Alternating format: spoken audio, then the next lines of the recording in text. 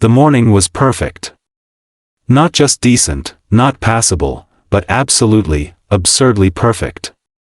Blue sky like a fresh PowerPoint slide, birds chirping like they were getting paid for it, and me?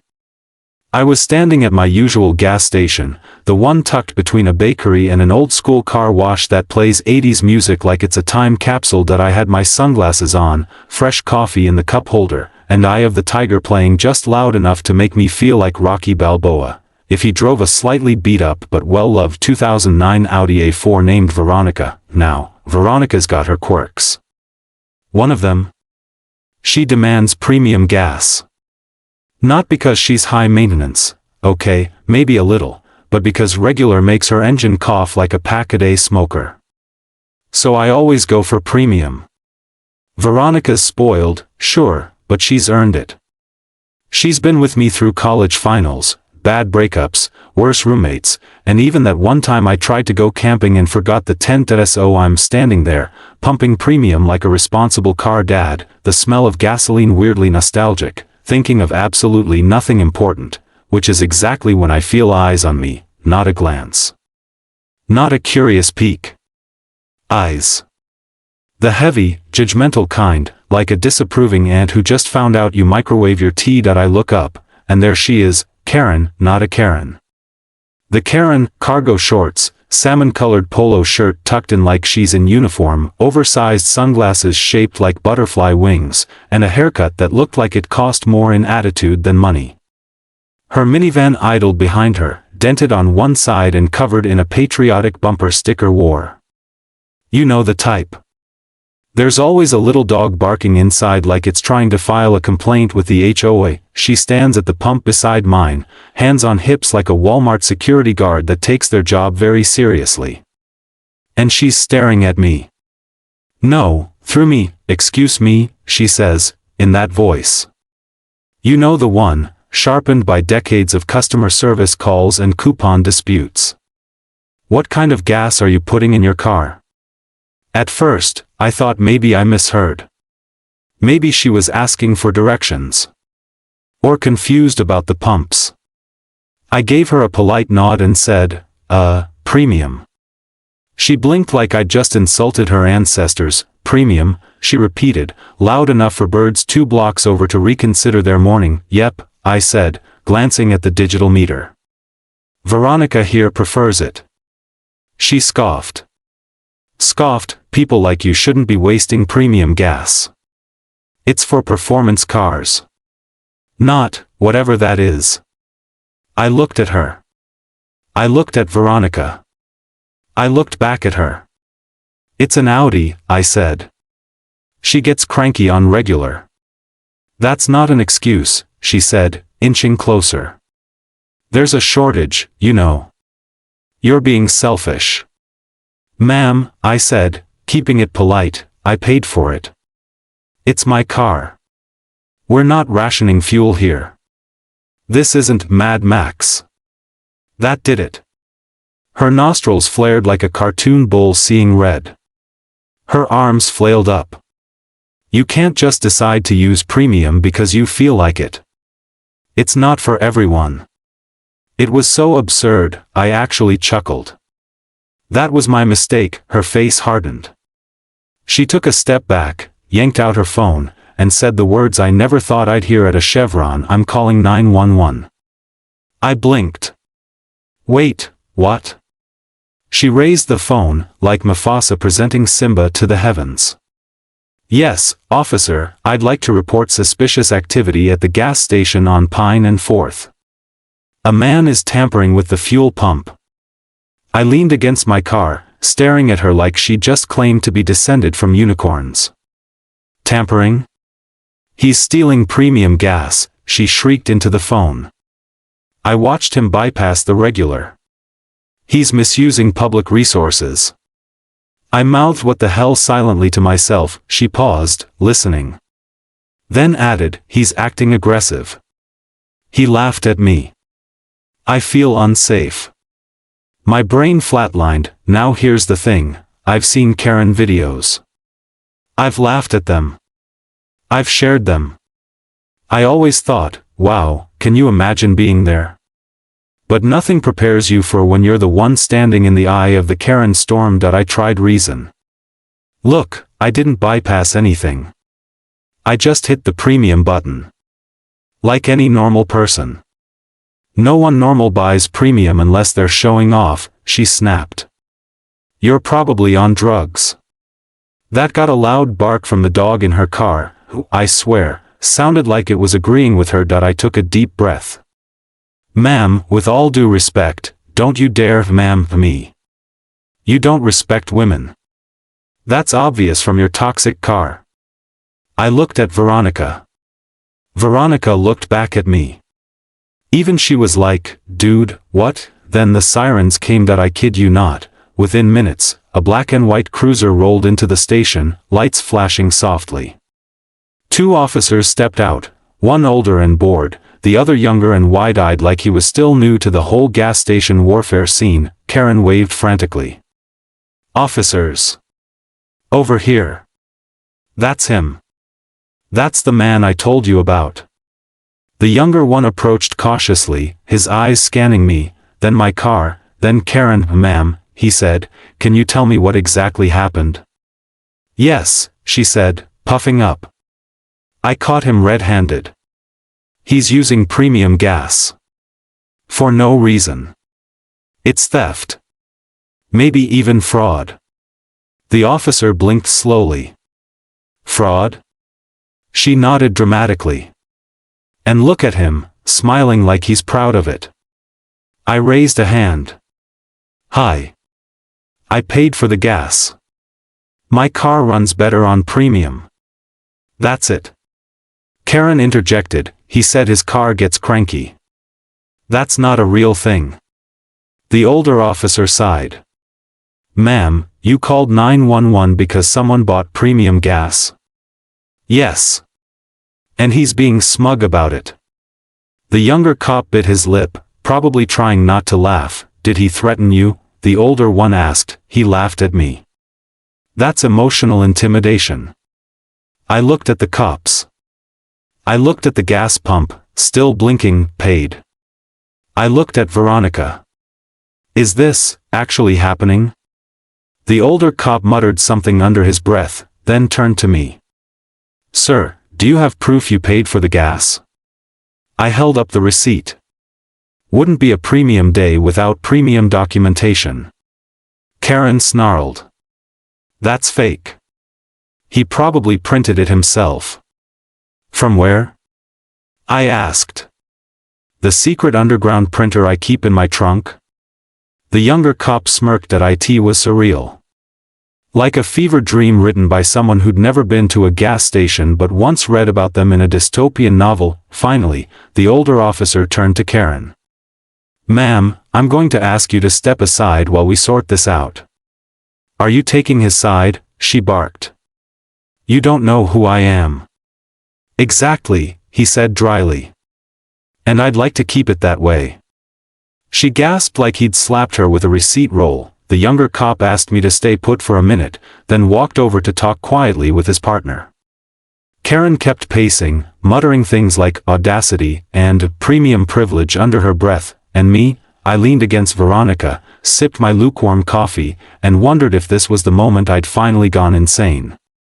Or if, maybe, I had just crossed paths with a woman who truly believed there was a gasoline class system, and I had dared to violate it, and that, my friends, is when I realized the day was far from over. Because nothing, absolutely nothing, is ever simple when Karen decides you're the villain in her gas-fueled fantasy, and this fantasy? Oh, it was just getting started. The sun was now a little higher in the sky, casting sharp shadows across the pavement, but the temperature wasn't the only thing rising. Karen stood near the front of her minivan like a gladiator defending the honor of regular unleaded fuel. She crossed her arms, tapped her foot, and occasionally shot me glares like I'd just poured champagne into a fish tank. The older officer rubbed his temples as if regretting every life choice that led him to this moment. The younger one approached me again, this time with the slow, cautious steps of a man trying not to wake a sleeping bear. Or in this case, trying not to provoke the shrieking banshee circling her Dodge like it was a sacred relic. So, he said, you filled up with premium? I gestured to the pump, still displaying the transaction like it was proud of itself. I paid, I pumped, I didn't commit grand theft octane. That's all I've done today. He nodded. And you didn't force the machine to give you premium? What does that even mean? I asked. Did I Jedi mind trick the pump into upgrading me? No. I hit the button, inserted my card, and let capitalism do its thing. He cracked a tiny smile before catching himself. Right. And, you have no prior issues with this woman? I didn't even know she existed until 5 minutes ago. And I assure you, my life was better that way. Behind him, Karen was pacing again, muttering loud enough for anyone within a 1-block radius to hear. This is why society's collapsing. Entitled people just doing whatever they want at the pump. He probably doesn't even recycle. The officer gave me a sympathetic glance before returning to his partner, who was now in conversation with the gas station clerk. A wiry man with a name tag that said Tim and an expression that said, I am far too underpaid for this. Tim held up a tablet, tapped it a few times, then pointed toward me. The older cop nodded. Karen must have seen this too because she came storming back toward the scene with the force of a suburban hurricane. Excuse me, she barked, but I demand to see the footage. I know what I saw. The older cop turned to her. Ma'am, we've reviewed the security video. The gentleman here paid for his gas, premium, and pumped it correctly. There's no crime. No crime, she exploded, voice cracking like a poorly tuned violin. He's abusing the system. Ma'am, the cop continued, voice firming, there is no law that restricts who can buy which grade of gasoline. He's stealing from people who actually need it. Do you hear yourself? I asked, eyebrows raised. You're acting like I robbed a pharmacy. I filled up my tank. She turned on me, fire in her eyes. You think this is funny? You think you can just waltz in here, swagger around with your European car and smug smile, and hog all the high-quality gas? I think I'm allowed to choose what kind of fuel I put in my own vehicle, I replied, arms crossed. That's generally how cars work. Karen huffed, turned to the officers, and said, I want him cited. Or ticketed. Or something. He's smirking. That's harassment. The older cop blinked slowly. Being calm under pressure isn't a crime, ma'am. Oh, so now he's a hero, she snapped. No, I said, I'm just a guy who wanted to run errands without being accused of octane fraud. Karen whirled back to the clerk. You run this place. Are you really going to allow this behavior? Tim, who looked like he'd been working here since before fuel injection existed, let out a long, exhausted sigh. Ma'am, he paid for the gas. Full price. He used the correct pump. There's nothing wrong with what he did. I've been coming here for 15 years, she shouted, like that was some kind of diplomatic immunity. Tim shrugged. And you've called the cops twice. Once for someone parking too close, and now this. That seemed to do it. She went quiet, but not in a peaceful way.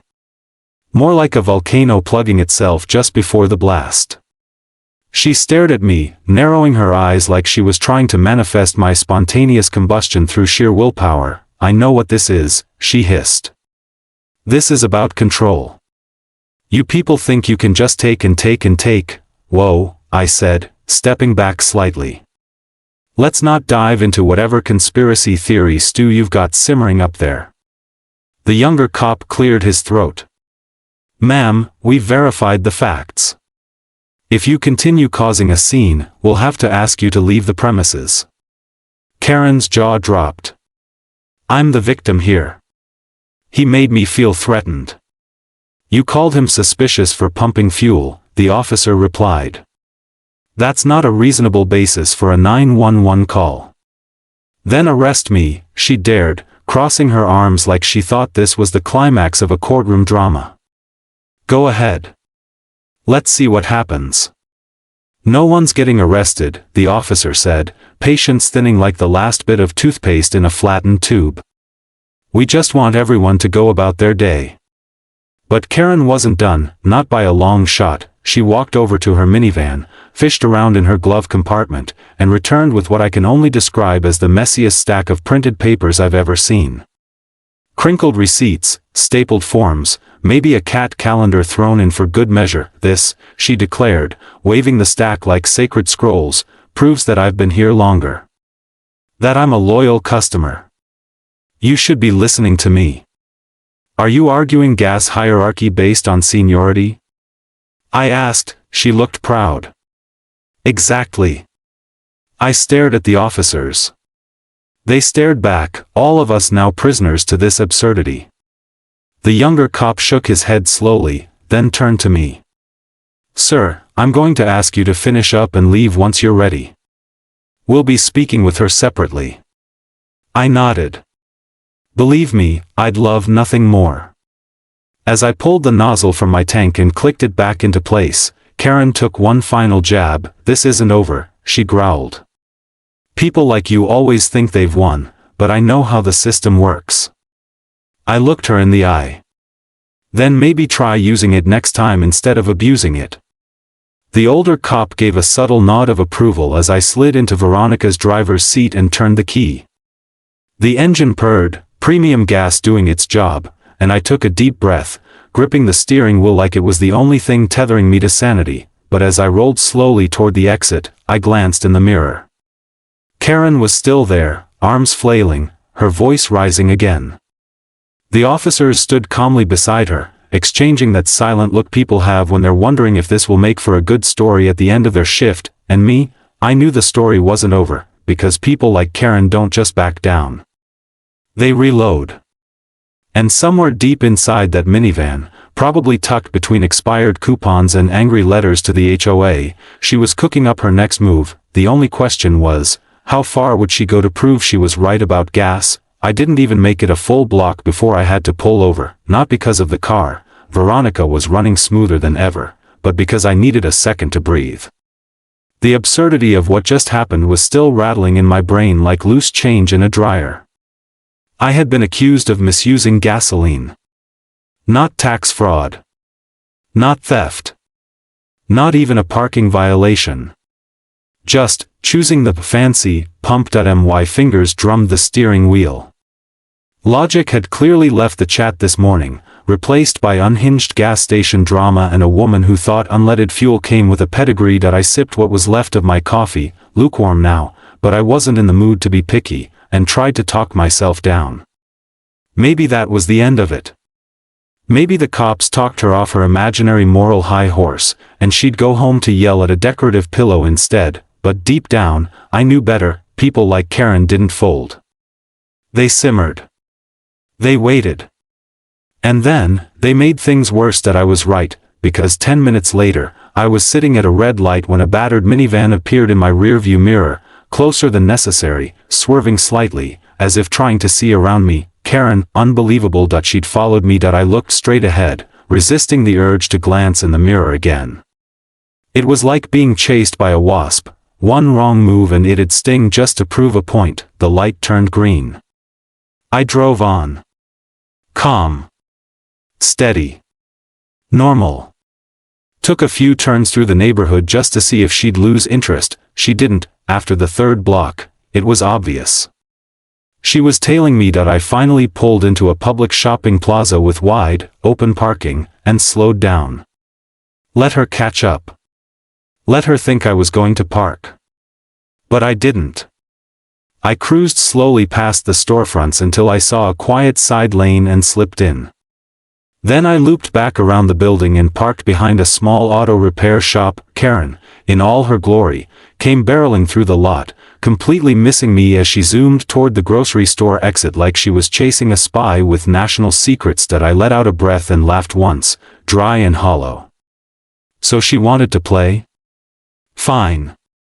But she wasn't the only one who knew how to cause a scene. I'd been raised on sibling arguments and workplace politics. I could handle a little entitled energy, but I didn't want to argue. No, if she wanted to escalate this over something as ridiculous as fuel selection, then she deserved a lesson. Not revenge. Not cruelty. Just consequences. The kind that stick, and if there's one thing people like Karen hate more than being challenged, it's being exposed to the rules they think they own. That I waited a full 10 minutes before pulling back onto the road and heading home. No sign of her. I figured she'd get bored eventually. Wrong again. That I was halfway through changing into lounge clothes when a knock rattled my front door. Not a gentle tap. A knock with intent. A knock that said, "I've brought my crazy, and I'm ready to unpack it on your porch." I peeked through the peephole. Karen. Of course, she stood there with a clipboard. Where she got a clipboard, I will never know. Probably keeps a few in her trunk for emergencies. She also had what appeared to be a printout of city ordinances in one hand and her phone in the other, as though she'd walked straight out of a sitcom's worst episode. That I opened the door just a crack. "Can I help you?" I asked. She lifted the clipboard like it was a badge. "You need to sign this." I stared. "Is this a petition to ban fuel diversity?" She didn't laugh. "This is a formal complaint I'm filing with the local consumer board." "You misrepresented your vehicle." "I misrepresented your car," she snapped. "It doesn't require premium. You're using it to inflate your image." My jaw went slack. "You knocked on my door to accuse me of being pretentious at a pump?" "It's about integrity," she said firmly. "You misled the gas station into letting you buy fuel that should be prioritized for people who need it." "I'm not rationing toilet paper during a blizzard. I bought fuel. With money. There are rules." "No, there are preferences. This isn't Soviet-era fuel distribution." She actually stamped her foot. "You think this is a joke?" I stepped outside and closed the door behind me. If this was happening, I didn't want my neighbors thinking I was holding hostage a clipboard-wielding suburban menace. "Okay," I said, crossing my arms, "you're right. Let's say, for argument's sake, that I'm a gasoline outlaw. What exactly do you plan to do about it?" "I already called the homeowners association," she said smugly. "Joke's on you," I replied. "I'm not part of one." Her mouth opened, closed, then opened again like a rebooting fax machine. You don't live in this subdivision?" "Nope. I rent. Across town." She blinked. "So you're not even official?" "What does that mean?" "I'm not a citizen of the cul-de-sac kingdom." She suddenly looked unsure of herself. The clipboard dropped an inch, and that's when the plan hit me. Simple, direct, and most importantly bureaucratic. That I looked her dead in the eye. "Tell you what, since you're this concerned, why don't we go right now to the Department of Weights and Measures? They handle fuel pump regulation. You can explain everything, how I committed first-degree octane abuse. I'll even drive." She hesitated. "Come on," I said cheerfully. "Let's let the professionals sort this out." Her nose wrinkled. "Well, it's not about, I insist. You're clearly passionate. Let's make it official that I don't have time," she snapped. That I smiled. "Shame, you had time to follow me across town and print out half the municipal code." She narrowed her eyes. "This isn't over. It never is, Karen." She turned and stormed off the porch, muttering something about morally bankrupt fuel freeloaders under her breath. That I watched her leave, then went back inside. Locked the door. Exhaled. 10 minutes later, I heard a car engine rev and fade down the street. Peace, for now, but I wasn't done. The next day, I stopped by the gas station again. Tim was behind the counter, sipping something that smelled like regret and instant coffee. "Back for round 2? He asked, half smirking. "Kind of," I said. "Hey, can I get a copy of the security footage from yesterday?" He raised an eyebrow. "You planning to sue her or frame it?" "Neither. I just want proof, in case she tries to escalate again. I wouldn't put it past her to show up at my dentist's office with a fuel tribunal." Tim chuckled, then nodded. "You're not the first she's tried this with. But you are the first to keep your cool. I'm flattered. He handed me a flash drive. You didn't hear this from me, but we've got a running file. I pocketed it, thanked him, and drove off. It wasn't revenge I was after. It was insurance, because Karen hadn't just made an enemy, she'd picked a fight with someone who actually read fine print, paid attention to receipts, and didn't mind a little legal poetry if pushed. If she wanted a war over gasoline, she was going to learn what happens when someone fights back using logic, patience, and every rule she thought she understood better than everyone else, and best of all, I hadn't even revved the engine yet. It started with a knock. Not the frantic, high-strung type like last time, but deliberate, 3 even raps, like someone playing out a well-rehearsed scene. I put down my mug, walked to the door, and peered through the peephole, already knowing who it was, Karen, but this time, she wasn't alone. Standing just behind her, clipboard in hand, was a man in a pressed collared shirt with a laminated badge clipped to his chest. His expression was neutral, bored even, the way someone looks when they've been dragged into something petty and already regret it. I opened the door. Morning. Karen launched right into it, eyes gleaming like a predator who thought it had cornered its prey. This is Mr. Doyle. He's from the City Fuel Standards Division. I've formally reported you. Doyle sighed gently, like someone watching a toddler prepare to leap off a couch. Sir, I'm here in response to a filed complaint regarding alleged misuse of fuel resources. I understand you were using premium gasoline in a vehicle that may not require it. That's correct, I said calmly. I'd be happy to explain. Karen folded her arms with the smugness of someone expecting me to crumble. Let's see you lie now.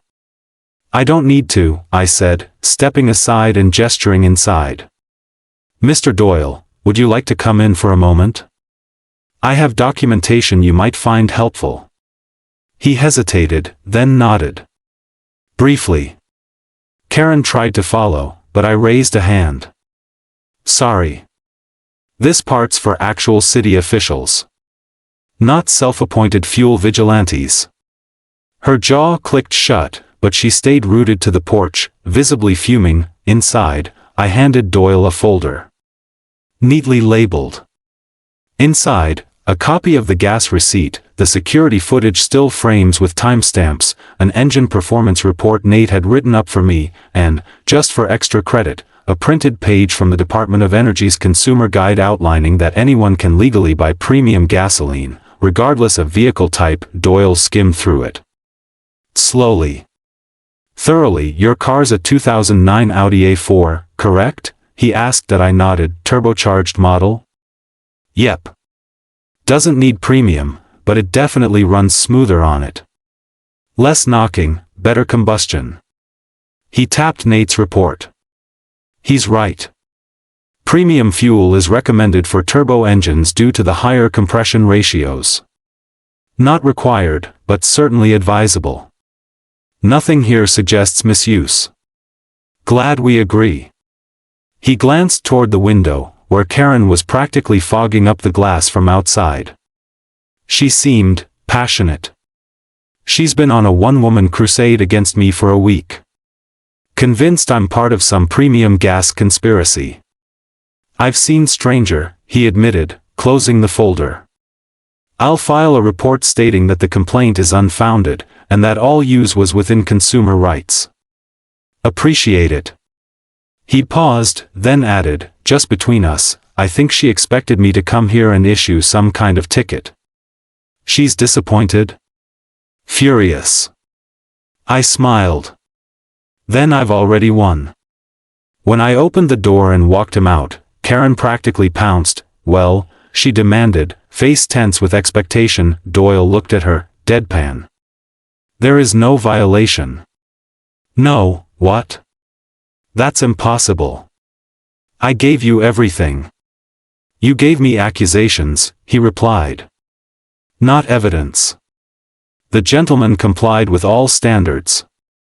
There's no case. But he laughed at me. Not a legal matter. He didn't deny it. That means he's guilty. Doyle blinked. Ma'am, that's not how guilt works. I stifled a chuckle. Doyle gave me a slight nod, walked back to his city-issued hybrid, and drove off without another word. Karen stood there, lips pursed, eyes twitching, like her brain couldn't quite compute a world where she wasn't immediately validated, and then, like a kettle whistling at full pressure, she snapped. "You think this is funny?" she hissed. "You smug little man with your smug little car and your smug little gas choices." "I do, actually," I replied. "This whole thing's been a masterclass in overreaction." She stomped her foot. "You have no idea who I know." "And yet," I said, leaning on the doorframe, "everyone you've called, cops, city officials, gas clerks, has sided with me. Maybe the common denominator isn't them." She opened her mouth. Closed it.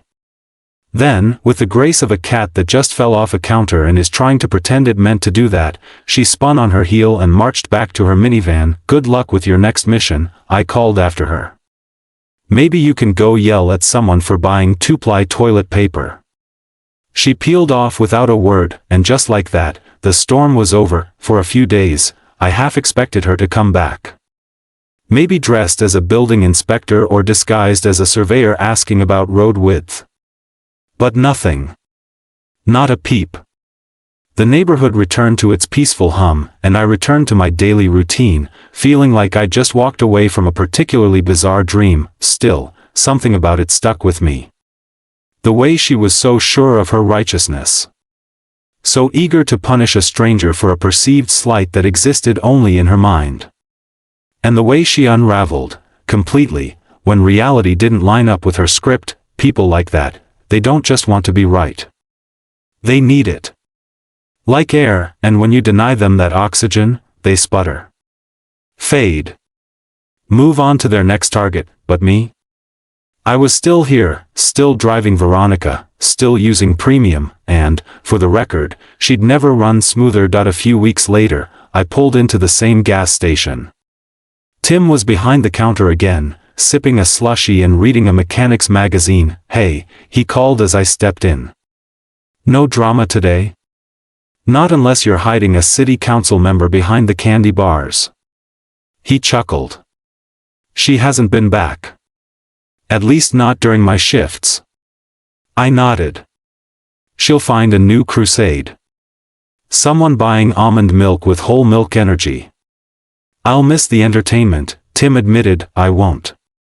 I filled up, premium, of course, watched the numbers tick up, and couldn't help but grin. Not because I'd won, not exactly. But because I hadn't backed down. I hadn't let absurdity bully me into submission, and in today's world, that felt like a bigger victory than most. As I clicked the nozzle back into place and slid behind the wheel, I caught my reflection in the rearview mirror. Calm, content, maybe even a little wiser. Justice hadn't come with fireworks or applause, but it had come with peace, and sometimes, that's all the triumph you need.